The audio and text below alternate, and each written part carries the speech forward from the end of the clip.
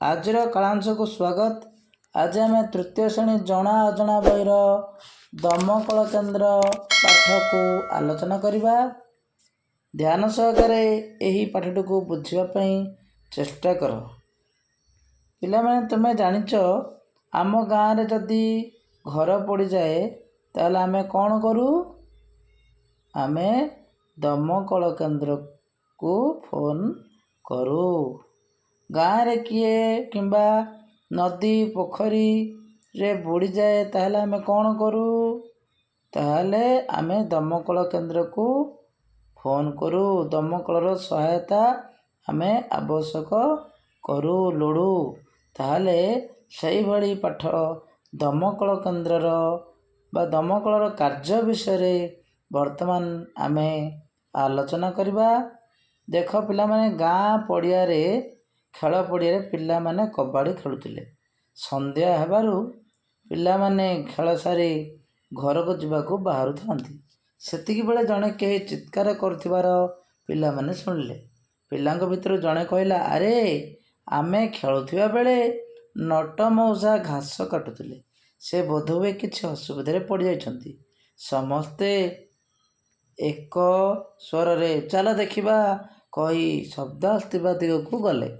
ପିଲାମାନେ ଦେଖିଲେ ଯେ ପାଖରେ ଥିବା ଏକ ଚାନ୍ଦିନୀ ନଥିବା କୂଅରେ ନଟ ମଉସା ଗଳି ପଡ଼ି ଚିତ୍କାର କରୁଛନ୍ତି। ପିଲାମାନେ କ'ଣ କରିବେ ବୋଲି ବ୍ୟସ୍ତ ହୋଇ ପଡ଼ିଲେ। ଏତିକି ବେଳେ ଦୁଇଜଣ ଧାଇଁ ଧାଇଁ ଦଉଡ଼ି ଆଣି କୂଅ ଭିତରକୁ ପକାଇଲେ ଏବଂ କିଛି ଲୋକ ଦୌଡ଼ି ଯାଇ ତାଙ୍କୁ ଉଦ୍ଧାର କରିବା ପାଇଁ ବଡ଼ ଲୋକଙ୍କୁ ସାହାଯ୍ୟ ମାଗିଲେ।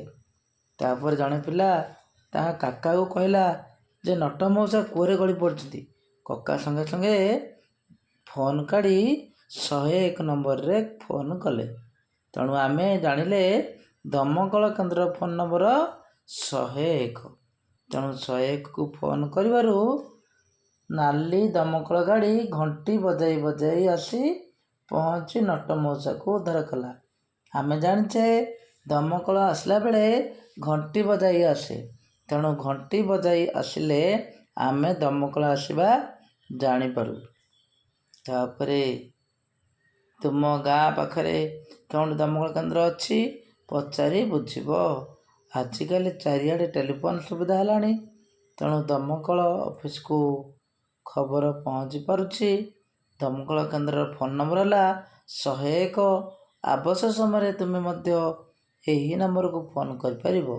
ଏହି କେନ୍ଦ୍ରରେ କେତୋଟି ପାଣି ପମ୍ପ ଲାଗିଥିବା ମୋଟର ଗାଡ଼ି, ସିଡ଼ି ଆଉ ନିଆଁ ଲିଭାଳି ଥାନ୍ତି। ବର୍ତ୍ତମାନ ଆମେ ଏହି ଛବି ଦେଖୁଛ, ଏହି ଛବି ହେଉଛି ଦମକଳର ଛବି। ତୁମେ ବାପାଙ୍କ ସାଙ୍ଗେ କିମ୍ବା ଗୁରୁଜନଙ୍କ ସାଙ୍ଗରେ ଦମକଳ ଥିବା ସ୍ଥାନକୁ ବା ଦମକଳ କେନ୍ଦ୍ରକୁ ବୁଲିଯାଅ। ଦମକଳ ଗାଡ଼ି ବିଷୟରେ ଅଧିକ କିଛି ବୁଝିବା ପାଇଁ ଚେଷ୍ଟା କର, ପଚାରି ବୁଝ ଏବଂ ଦମକଳର ଉପକାରିତା ବିଷୟରେ ଅଧିକ ଜାଣିବା ପାଇଁ ଚେଷ୍ଟା କର। ବର୍ତ୍ତମାନ ଆମେ ଏହି ଦମକଳ କେନ୍ଦ୍ର ପାଠର ଅଭ୍ୟାସ ପ୍ରଶ୍ନକୁ ଆଲୋଚନା କରିବା। 1 ନମ୍ବର ପ୍ରଶ୍ନ, ଦମକଳ କେଉଁ କେଉଁ କାର୍ଯ୍ୟ କରେ? ଏହାର ଉତ୍ତର ଲେଖିବା। ଦମକଳ କୂଅ, ନଦୀ, ପୋଖରୀରେ ବୁଡ଼ି ଯାଉଥିବା ଲୋକଙ୍କୁ ଉଦ୍ଧାର କରେ। କୌଣସି ସ୍ଥାନରେ ନିଆଁ ଲାଗିଗଲେ ନିଆଁ ଲିଭାଏ। 2 ନମ୍ବର ପ୍ରଶ୍ନ, ତୁମ ଅଞ୍ଚଳରେ ଘର ପୋଡ଼ିଗଲେ କ'ଣ କରିବ? ଏହାର ଉତ୍ତରରେ ଆମେ ଲେଖିବା। ଆମ ଅଞ୍ଚଳରେ ଘର ପୋଡ଼ିଗଲେ ଦମକଳ କେନ୍ଦ୍ରକୁ ଫୋନ୍ କରିବୁ। ଦମକଳ ଆସିବା ଯାଏ ଆମେ ପାଣି ଆଣି ଲିଭାଇବା ପାଇଁ ଚେଷ୍ଟା କରିବୁ। 3 ନମ୍ବର ପ୍ରଶ୍ନ, ଦମକଳ ଗାଡ଼ିର ରଙ୍ଗ କ'ଣ? ସେଥିରେ କ'ଣ କ'ଣ ଥାଏ? ଦମକଳ ଗାଡ଼ିର ରଙ୍ଗ ନାଲି। ସେଥିରେ ପାଣି ପମ୍ପ, ଦଉଡ଼ି, ନିଆଁ ଲିଭାଳି ଥାନ୍ତି। 4 ନମ୍ବର ପ୍ରଶ୍ନ, ଦମକଳ ଗାଡ଼ି ଆସୁଛି ବୋଲି କିପରି ଜାଣିବ? ଦମକଳରେ ଏକ ବଡ଼ ଘଣ୍ଟି ଥାଏ।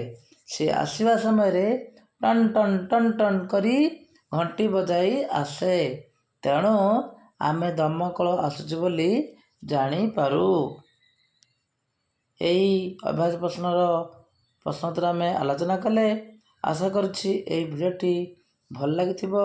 ଯଦି ଭଲ ଲାଗିଛି ତାହେଲେ ଲାଇକ୍ କରିବେ, କମେଣ୍ଟ କରିବେ ଏବଂ ସାଙ୍ଗସାଥିମାନଙ୍କ ମଧ୍ୟରେ ସେୟାର କରିବେ। ଏବଂ ଯେଉଁମାନେ ଆମ ଚ୍ୟାନେଲ୍ ପାଇଁ ନୂଆ ଅଛନ୍ତି ଦୟାକରି ସବସ୍କ୍ରାଇବ୍ କରିନେବେ ଏବଂ ପାଖରେ ଥିବା ଘଣ୍ଟି ବଟନକୁ ଦବାଇ ଅଲ୍ ନୋଟିଫିକେସନକୁ ଅନ୍ କରିବେ।